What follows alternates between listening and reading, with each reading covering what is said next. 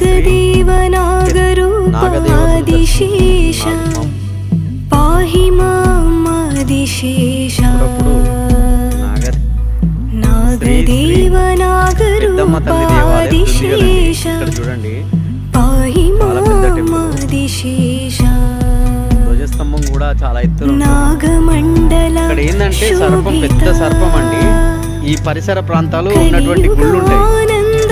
వీరప్ప గుడి నాగదేవతను దర్శించుకుంటున్నాం. నాగమండల శోభిత